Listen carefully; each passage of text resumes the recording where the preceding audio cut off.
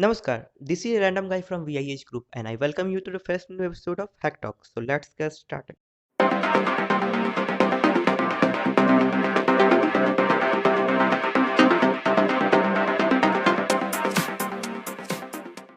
So before proceeding further, let's start with the today's question. So our today's question is, till now, which is the most destructive malware you have heard of? So share your answer in the comment section and we'll give a shout out to the best answer next day. So we'll be starting with a very important news which is related to Google Play Store. So nearly 500 malicious apps lurking on Google Play Store have successfully installed Darkherringmalware, a cache stealer intended to add sneaky charges onto the mobile carrier bills on more than 100 million Android devices across the globe. So Darkherringmalware is discovered by a researchers team with Gimperium, who estimated the amount the campaign has been able to steal total in the hundreds of millions, in increment of $15 a month per victim. Google has since removed the 470 malicious apps from Play Store, and the firm said the scam service are down. But any users with one of the apps already installed could still be actively victimized down the road. The apps are still available on third-party App Store too.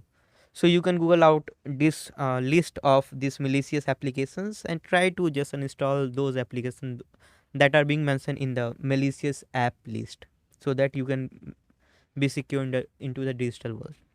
Now next news is coming from Apple. So Apple fixes the two zero-day vulnerabilities of 2022. Apple has released security update to address a couple of zero-day vulnerabilities. One of them being actively exploited in the wild by hackers to compromise iPhone and Mac devices. One of the zero-day addresses that can be tracked by CV 2022 22587, which is memory corruption issue that resides in the IO mobile frame buffer and affects iOS, iPad OS, and Mac OS monitoring. So update your system if you are using this product. Now next news is coming from Germany. So Germany intelligence agency warned of China linked APT27 targeting commercial organizations. So the APT27 groups, also known as Emissary Panda, TG3390, Bronze Union, Luckymouse. So this group has been actively since 2010. It targeted organizations worldwide, including US defense contractor, financial services firms, and a national data center in Central Asia. So I think this group is expanding a lot. Now the next news is related to Trickbot. So Trickbot malware now crashes researchers' device to evade analysis. According to IBM Truster's latest report, operators behind Trickbot malware have fine-tuned its functionalities and added multiple defense layers to evade anti-malware software and protect it from inspection and research. So this can be going to trick the researchers as well. So now the next news is coming from Whitehouse. So the Biden administrator released a new cyber strategy for federal agencies that will move the government towards the zero trust security model. Nearly 30-page plan lays out dozens of measures federal agencies needs to take in the next 2 years to secure system and limit the risk of security incident. Now next news is related to SSL.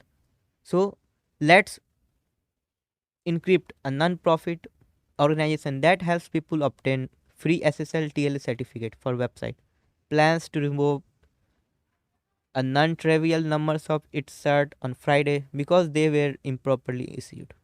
Also in a short alert, Let's Encrypt has revoked about 2 million HTTPS certificate in 2 days.